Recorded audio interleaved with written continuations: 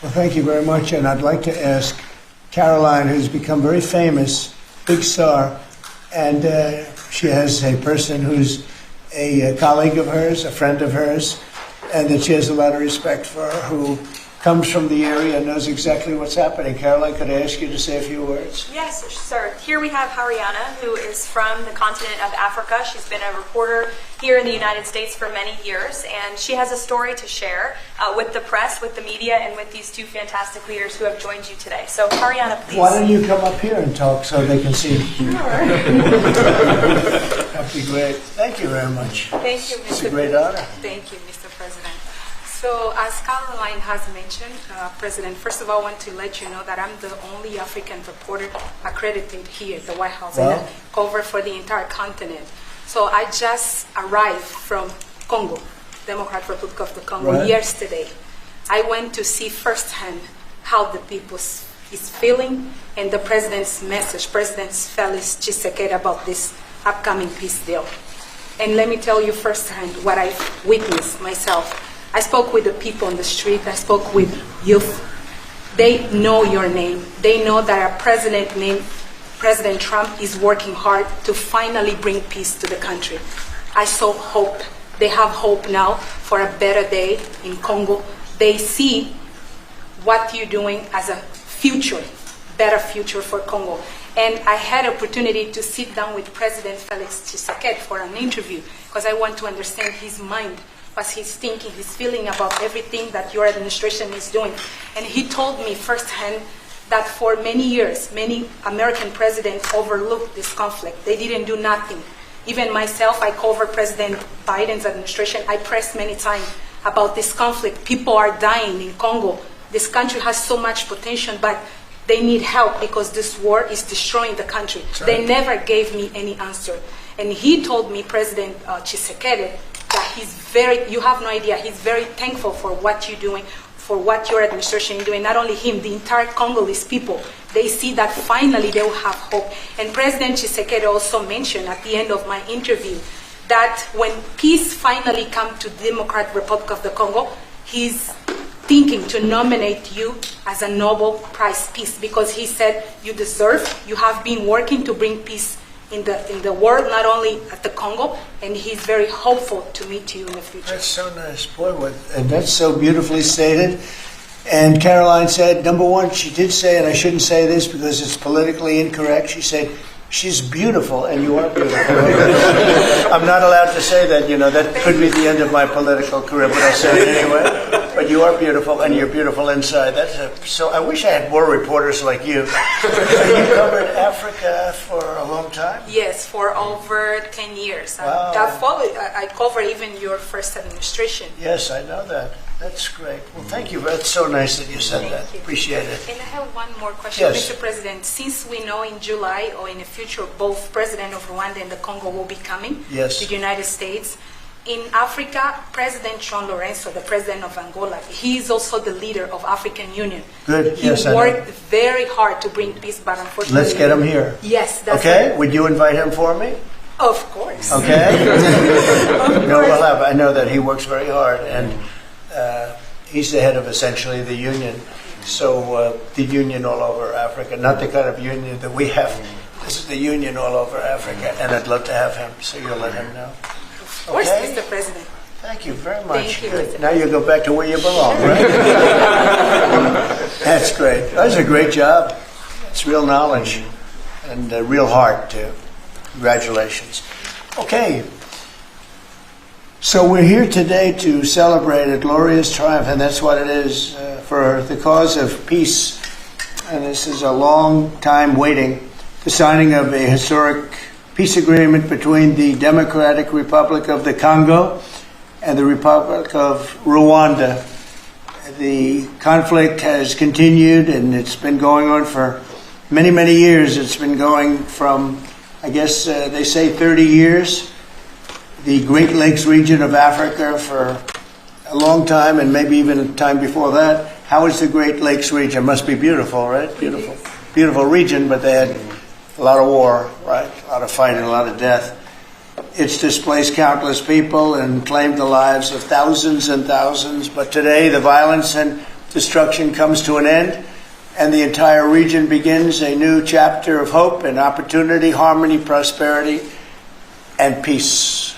That's been a long time waiting. I said, how long has the war been going? And a friend of mine who was very much involved said 30 years, and at least 6 million people were killed during that period of time. It's incredible. And somebody said that was actually, it's the biggest war on the planet since World War II. So it's a shame, but we're going to bring it to an end. I want to express my gratitude and congratulations to the representatives of the Democratic Republic of the Congo and the Republic of Rwanda, who signed this pivotal agreement a short time ago. They just signed right in front.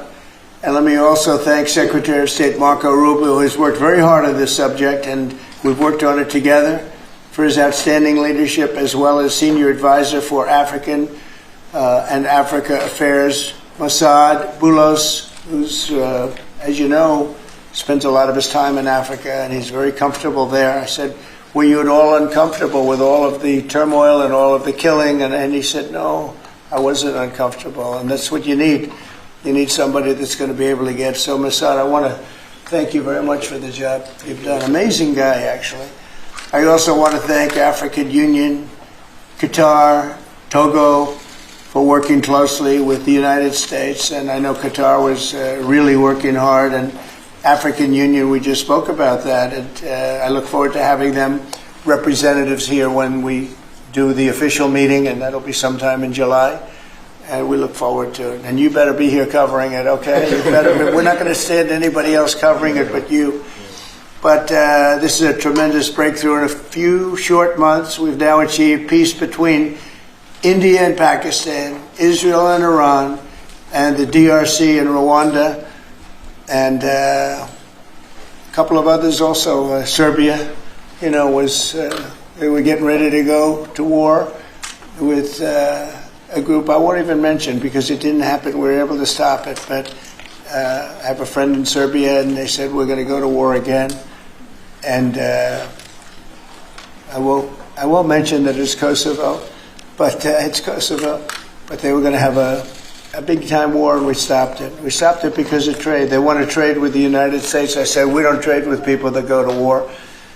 And we said that also with, if you take a look at Pakistan and India, it was great. They have two great leaders, and they were able to stop. They were in the midst of a big fight, I guess everybody saw, and it was going to get very bad. And they are nuclear nations, very powerful nuclear nations. In the months and years ahead, my administration will continue to work closely with all of the parties in this deal and ensure the agreements are fully taken care of, and you're going to do what's in the agreement. We'll say you better do what's in that agreement, right? Because if somebody fails to do that, bad things happen. But I have a feeling that after 30 years, I think after 30 years you're all set. I think both of you have said that's enough, right? That's enough. Yeah. That's enough. You've seen it all. So this is a wonderful day. It's a great day. We've had some tremendous success. It's been a great week between just coming back from a very successful trip, NATO's really pulled together. They have. They're going to spend over $1 trillion a year. Nobody expected a thing like that to happen. And we had the war, as you know. We call it the 12-day war. It was exactly a 12-day war, and we ended up with no nuclear weapons. That's what we wanted. And they were just absolutely blown to pieces. Those 3 sites. And there's no nuclear weapons, and hopefully there can be a lot of healing, and the healing is starting. And it's been a really pretty amazing week, and this is one that I really look forward to. This was set up a few weeks ago, and it was something that I really look forward to. If we can do this, and we do that because we have a certain competence that's good, we're able to get people to be peaceful. I think we can do war better than anybody, but we don't want to. And we have the greatest military in the world. They showed that in Iran. Those pilots, they flew for 36 hours. And think of that, and they hit their target. The size of this desk, half the size of this desk, from about 52,000 feet in the dark of night with no moon, 0 moon. They wanted it that way. Can you believe it? And they hit, every missile hit exactly half the size of this beautiful Resolute desk. We don't want to talk about it when it comes to rockets hitting it, but half the size of this, and they hit dead center from tremendous heights, going at tremendous speeds. It's amazing. Nobody could do a thing like that. Nobody has that weaponry, and nobody could do a thing like that. So we had a very busy and successful week. And in addition to that, our economy is doing great, setting records with the economy, and a lot of other good things happening. But this is about Congo and Rwanda. And I'd like to ask, if I might, would you say a few words before we introduce our guests, please? Sure. Thank you, Mr. President. Yes. So, under your leadership, Mr. President, and the full support of Secretary Rubio and the entire team at the State Department, we engaged with the two parties in early April. And within 3 weeks, they signed the Declaration of Principles. And now, within about 2 months from that, we have signed today the final, this is actually the final peace agreement. You know, many people were wondering if this is preliminary. No, this is the actual final peace agreement that they've signed today. You've also expressed interest in inviting the heads of states to the White House for a signing ceremony. So there will be some other additional agreements that will be signed. In addition to this, which will become known as the Washington Accord with regards to the Great Lakes region. That's great. There are some economic... Why not the Trump Accord? I'm only kidding. It'll be headlines. No, I think that's a great name, Washington Accord. Beautiful. And there's an economic aspect as well that is extremely important for both countries. They have also worked, last week we finalized the regional economic integration framework, which both countries will be signing at the White House here during that ceremony. And that's going to be a great ceremony. Absolutely. Right? We're going to make that a great ceremony and bring other people that were involved, some other people. Besides the gentleman we talked about, who we know has worked so hard. If you think there are other people that are deserving, let us know. Okay? Sure.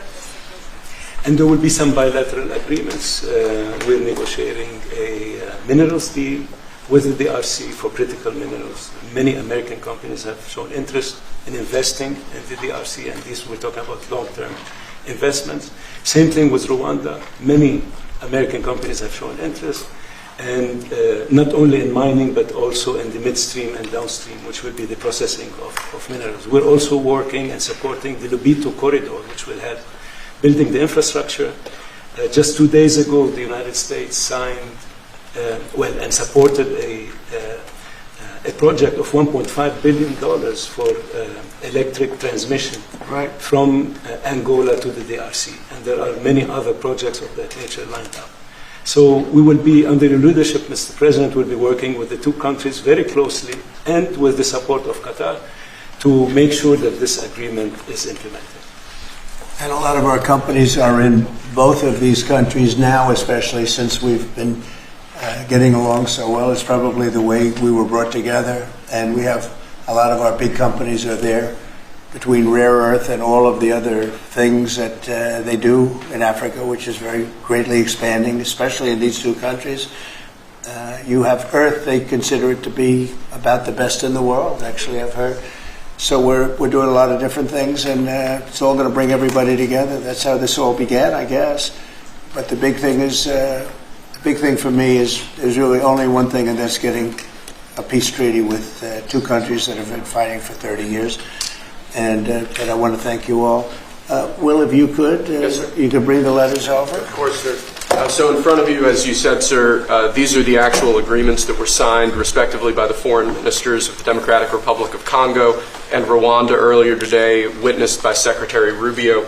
We've also prepared for you two letters. This is to President Paul Kagame of Rwanda, expressing your appreciation and congratulations for everything that's happened already, and of course inviting him to Washington for, as Dr. Bula said, what we hope will be the Washington Accords, finally setting the terms for peace and prosperity in this region, hopefully for a very long time. That's great. That's beautiful. Very important. We're going to put a picture in there, right? As soon as this is over, they're going to put. We have a fast-moving photographer, Dan, who's going to put a nice picture of us here. Okay. That's for you. And this is a letter to President Tshisekedi of the Democratic Republic of Congo, again congratulating him on settling this long-running war and inviting him to Washington, D.C. for the final conclusion of the agreement, hopefully soon. That's great.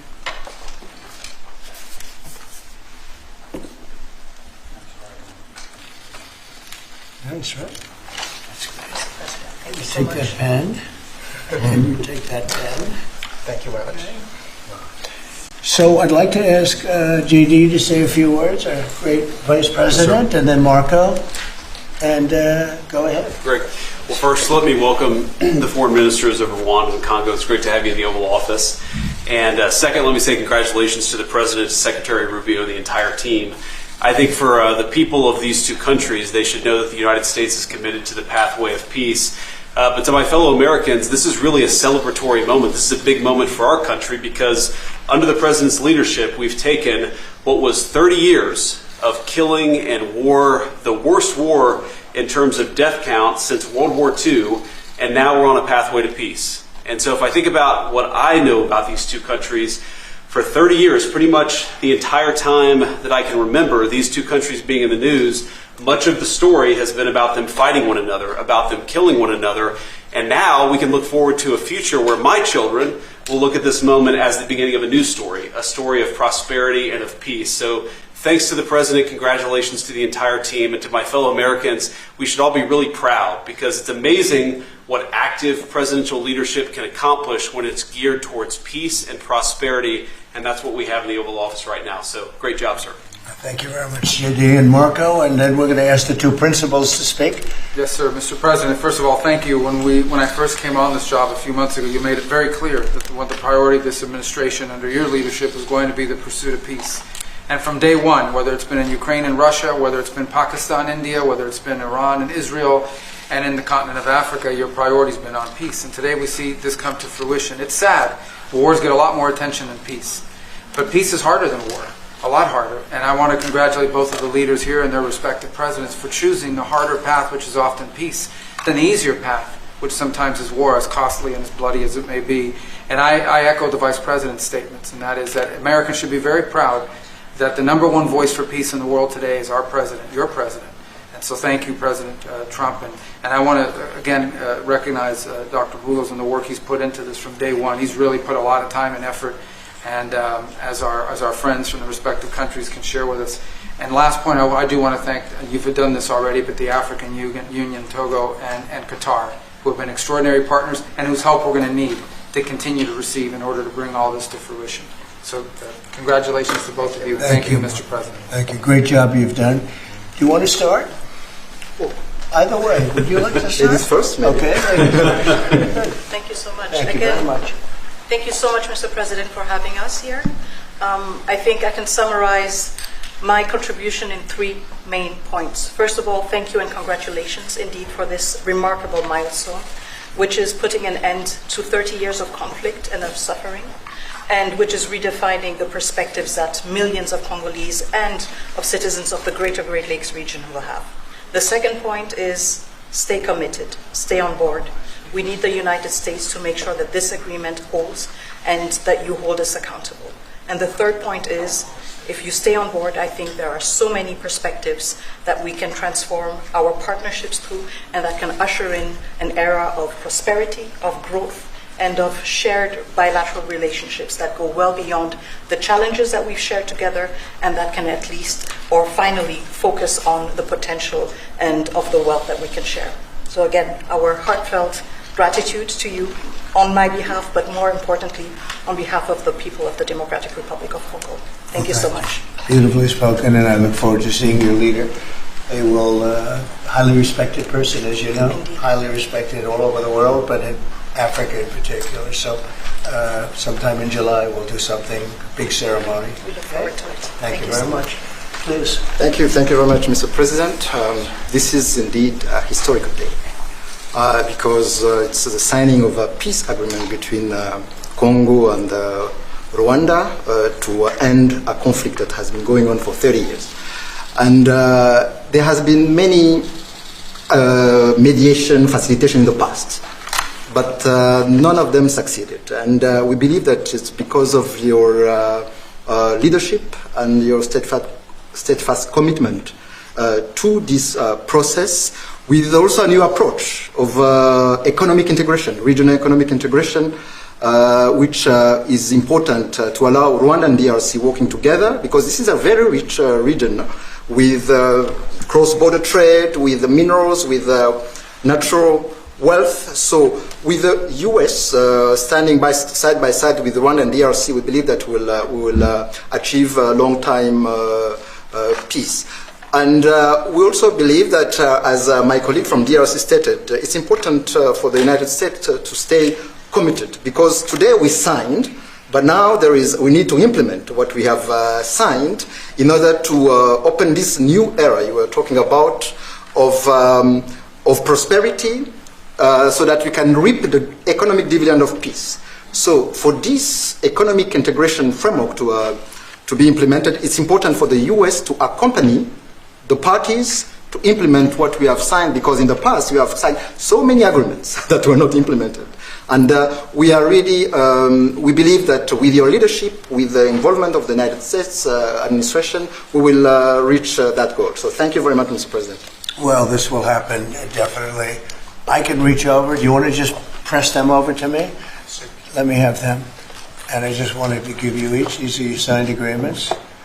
And we'll make sure that you follow through. We'll make sure you follow through. Yeah. We'll make sure that you follow through. Okay, that's for you.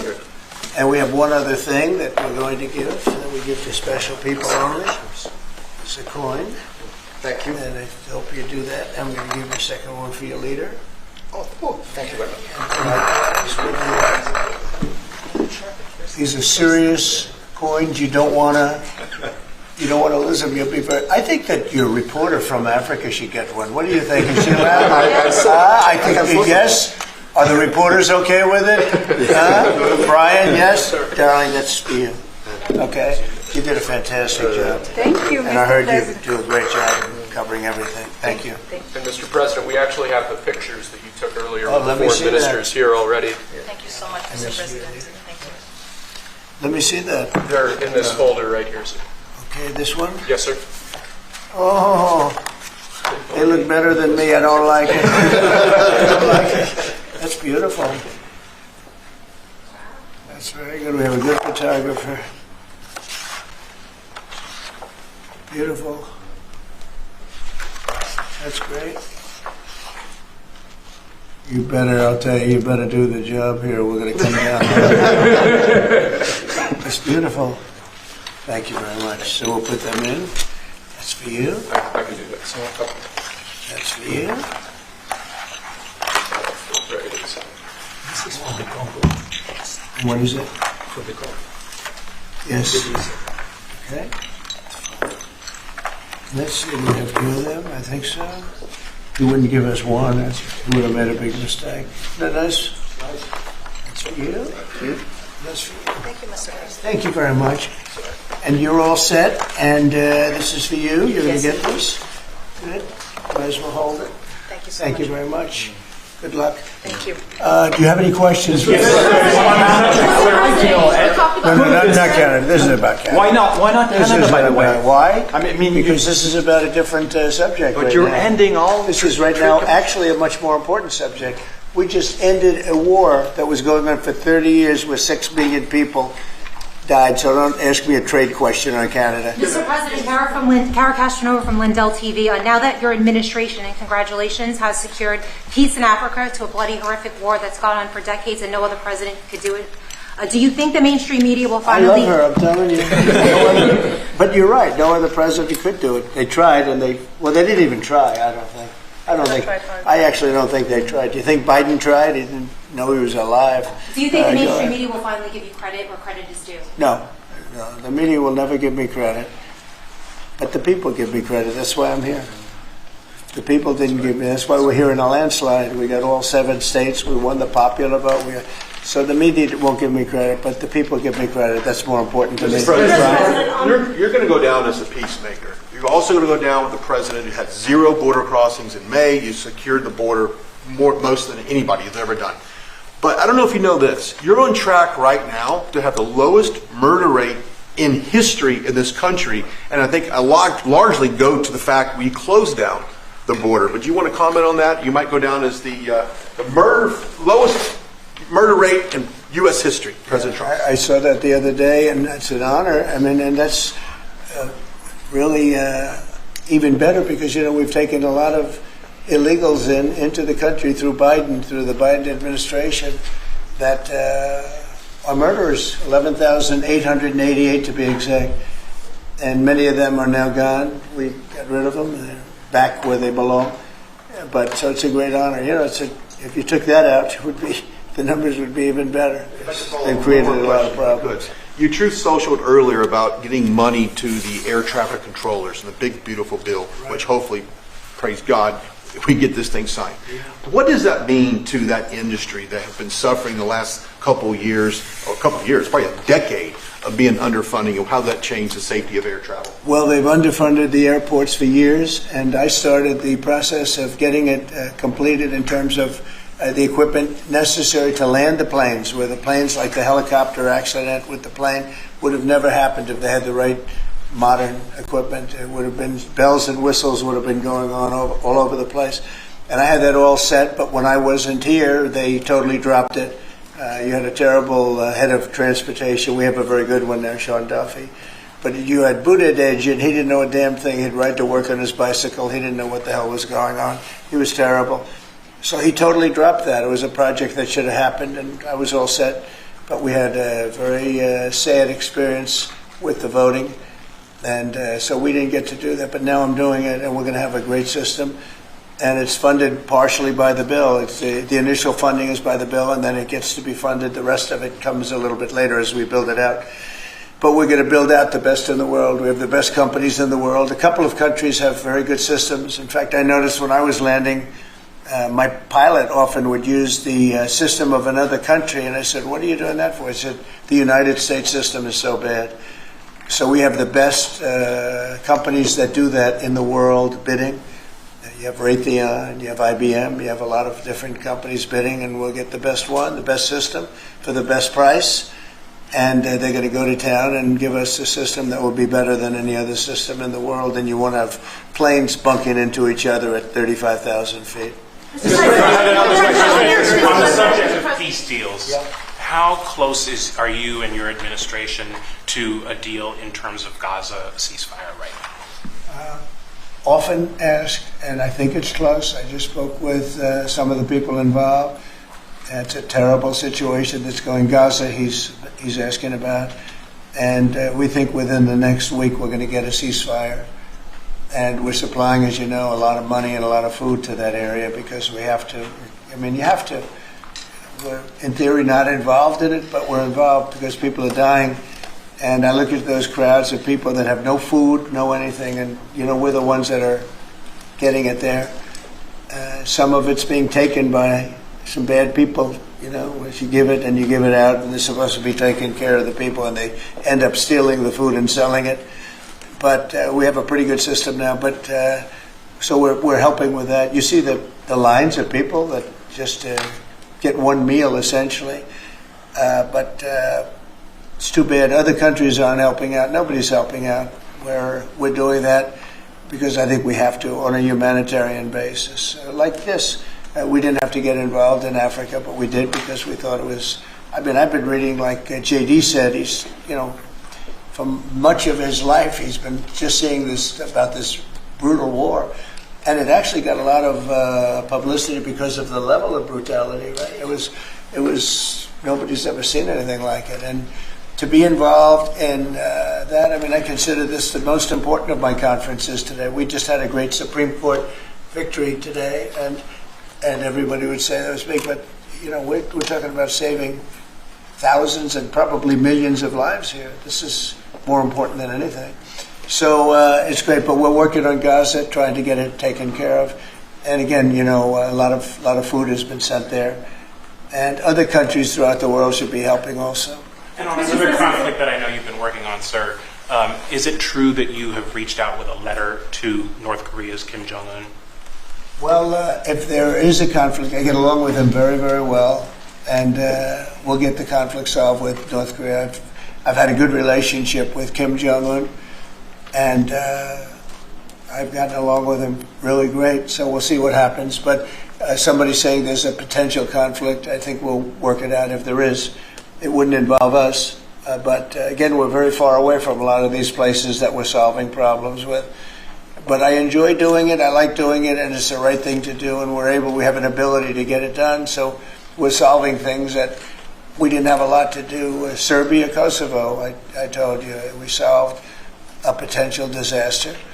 I can tell you that some of the countries that you're not going to hear about, but some countries that were ready to go to war with their neighbor are not going to go to war with their neighbor, and that's a great thing. We have a number of them.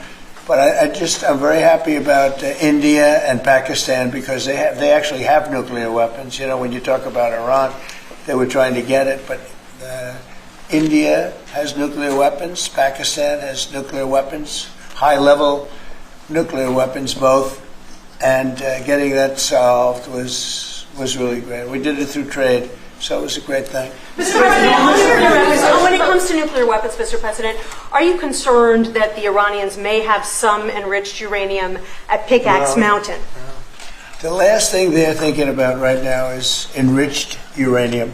They're not thinking about what they want to do is they want to get back to life, and they do want to meet me, and we'll do that quickly. We're going to do it quickly. They said this morning that they don't want to meet with the U.S. Were they telling you something different in private? They may say that to you. Don't you think they want to meet me? Don't you think we have sanctions on there that they can't do anything? Wouldn't you think that they want to meet me? I mean, they're not stupid people, but they went through a lot, and they suffered, and so did Israel. Israel suffered greatly. It was a nasty 12 days, and yeah. We'll see what happens. Are you considering sending Patriot missiles to Ukraine? Have you made up your mind about that yet? Go ahead. Mr. President, there are a few unanswered questions that remain in this deal.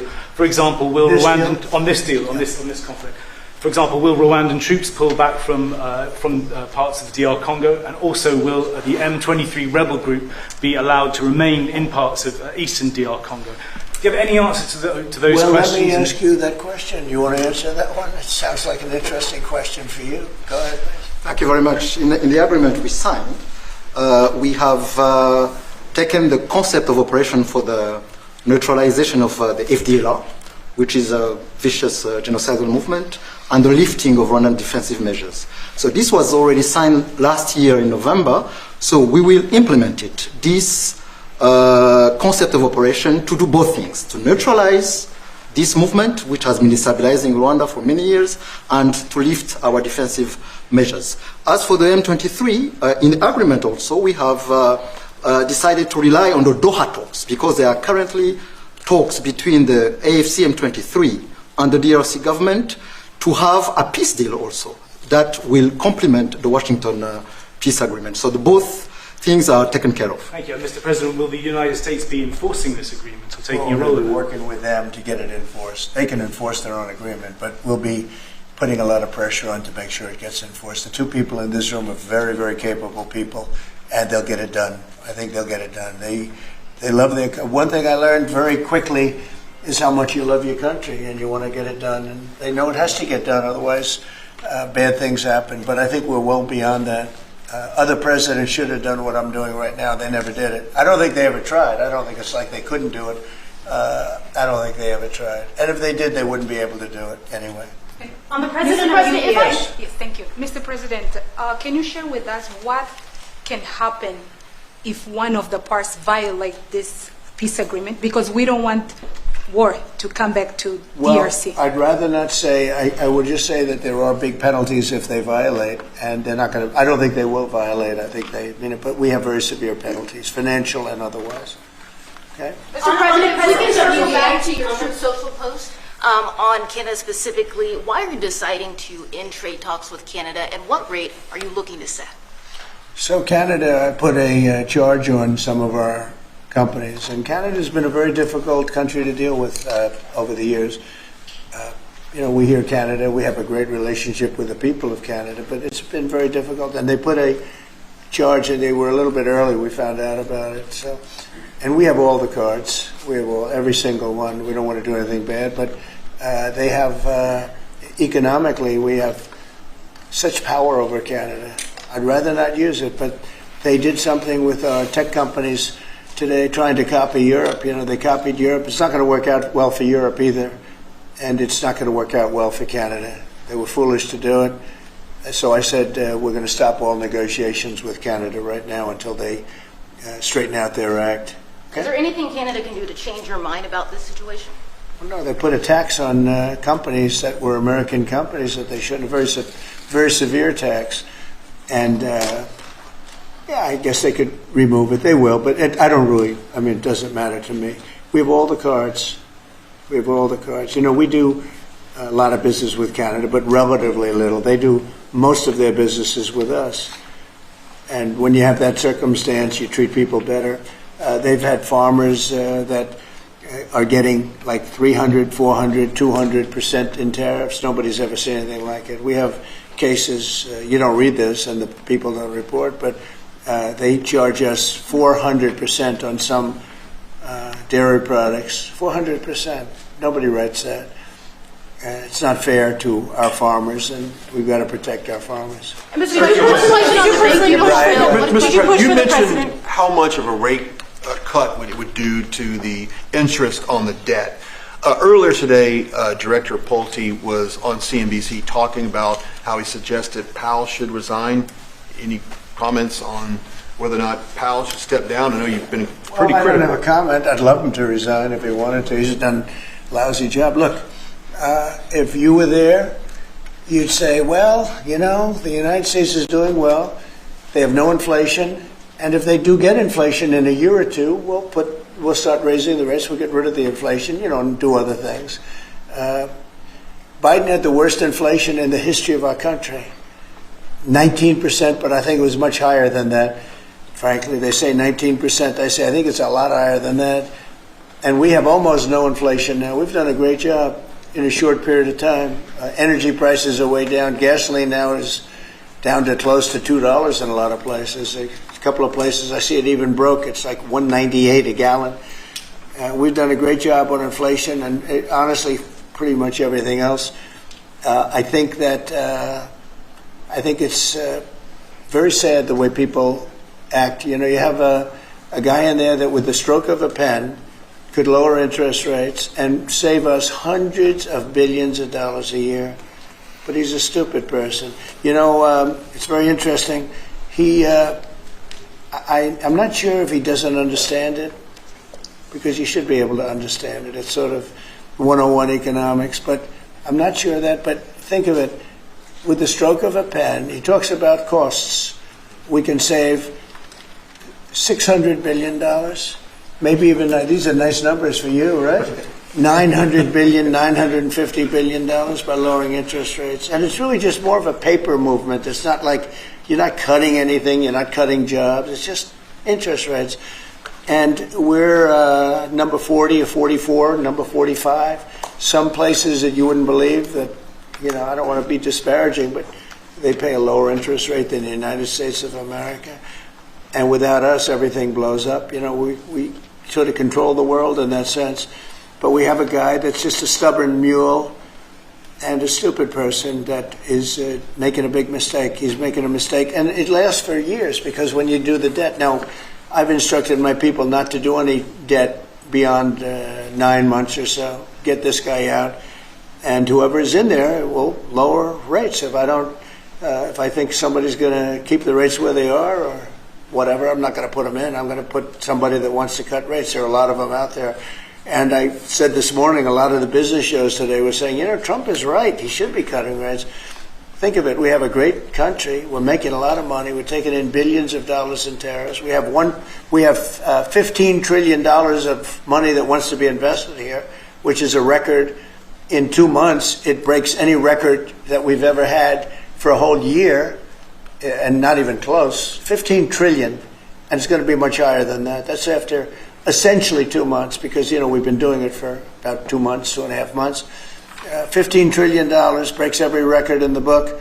There's never been anything like this. We have factories moving in. We have car plants moving in. We have everyone wants to be part of the United States. And as I told you, and I say it to everybody, when I was in the Middle East, the King of Saudi Arabia and Qatar and UAE, all great leaders. They have all great leaders. All three of them said, you got the hottest country in the world, and you did it in, at that time I was there for 4 months, because we got back a little while ago. But everybody says it, not only them. We have the hottest country in the world right now. The only thing is we have a Fed chairman that is, he doesn't get it. And you could have substantially low. Like if we cut him 2 points, would save more than 600, think of it, more than $600 billion just because you cut. But you can't go out to the market and say, well, we have a guy that's got us at 4% or 4.5% and we want to pay 2% or 1%. I think we should be paying 1% right now. And we're paying more because we have a guy who's, suffers from, I think, Trump derangement syndrome, if you want to know the truth. But he's not good for our country. Did you push for the president of UVA? No, did you push for the president? Not you. A related question on banking. There have been reports, Mr. President, that your administration is considering issuing an executive order about debanking, which is the practice of banks denying services based on people's political beliefs or industries such as crypto, people involved in that. Would you be open or interested to sign such an executive order targeting debanking, and what might that look like? Well, I think the debankers, I think that banks, I can tell you because I've been a victim myself, because of my politics, that big banks were very nasty to us. And I actually think it was Biden's people that told them to be, because the one group of people the banks are afraid of are the regulators. They are petrified of the regulators. And I've seen the biggest banker. I can tell you, you see him on television all the time. If a regulator walked into the room, he gets all nervous and crazy. They're afraid of the regulators. And if the Biden people order the banks to be virtually closed, they can do anything they want. The regulators control the banks. It's not the president of the bank. The president of the bank is far less important to a bank than a regulator. And a regulator can put that bank out of business, just like bad prosecutors are very dangerous. We had a couple. I had deranged Jack Smith and some others. And we kicked their ass. But it was, it's a tough kind of a situation. Prosecutors are very dangerous. A great prosecutor is an amazing asset for a country. But a corrupt prosecutor, a bad prosecutor is very bad. Well, the regulators are the same thing. And when they tell the regulator to go and make life impossible for big banks or little banks, they really control it. So there is a lot of debanking, and they call it debanking, call it a lot of different names. Essentially, they make it impossible to do business. And those people are very bad and very dangerous, and they shouldn't be doing it. Mr. President, could you please explain how taxes would go up by 68% if the bill isn't passed? Where does that number come from? Well, it comes from the fact that you have automatically the Trump cuts, which were the biggest cuts that we've ever had. Now, these cuts are even bigger. But from the last administration, we had the Trump cuts. It was a 5-year deal, and it comes due. When you add that to the cuts that you already have and other things, it amounts, according to what they tell me, about 68%. That would mean you'd have a tax, so that that the tax cuts that they got, the biggest tax cuts in our history, would immediately go up to that level. And that alone is a big chunk of the 68%. And then you have the other taxes that would accumulate. And they say that you'd have about a 68% tax increase. Sir, you said a moment ago that it won't work out very well for Europe on trade. Does that mean you want to cut off those negotiations as well and just tell them what they should be paying? They've been very tough. The European Union was formed in order to take advantage of the United States on trade. That was why they were formed. And they're nasty. They're very nasty. We have a good relationship. I'm dealing with Ursula right now and the group. But it's a very tough situation. They have been unbelievably bad to us. If you look at past precedents, they've treated them very badly. They're being very nice to me because I get it. I know the system, and we have the cards. We have the cards far more than they do, and they have not treated us well, and they're coming to us right now. I said I was going to put on a 50% tariff. As soon as I said that, I put it out on Truth. As soon as I said that, they came to the table. They didn't want to come to the table. My people were telling me, Scott was telling me, and the whole group was telling me that not a good situation. They want to tap it down the line. They don't want to really deal. So I said, we're going to put a 50% tariff on you. And Howard, as you know, was very much involved, Lutnick, Commerce, and he said they don't want to talk. As soon as I put that on, I was getting calls from them like, can we meet tomorrow? And the problem is they have a lot of very unfair taxes. They have a lot of taxes that you wouldn't put on, and they sue all our companies. They're constantly suing Apple and Google and all of these companies, and getting in front of judges that essentially almost work for them. I guess they do work for them. They're European Union judges. And they're getting these crazy rewards. Apple was fined $17 billion, and others are being fined tremendous numbers of dollars. They're nasty people. And I don't want them affecting U.S. companies. I don't want that. If anybody's going to affect a U.S. company, I want it to be us. And if they're going to have to pay a penalty or a fine, let it be to us. So they've done this for a long time, for years, but they're very nasty. The European Union's very nasty, there's no question, but they'll learn not to be so nasty very soon. They know that. They know it's coming. So Vladimir Putin reached out to you to help you with the Iran crisis. Well, he made some nice statements today. Did you see the statements? I saw the statement. Very nice. Vladimir Putin made some very nice statements today. Look, he respects our country again. He didn't respect it a year ago, I can tell you right now. But Putin respects our country. And President Xi of China respects our country. And Kim Jong-un they respect our country again. We were not a country that was respected just a year ago. We had a president that was incompetent. We had bad people circulating around this desk, this beautiful, resolute desk. They had, I guess, evil intentions. You couldn't be that stupid. I mean, they had evil intentions. But the world respects our country again. Thank you very much, everybody. Thank you, Prez.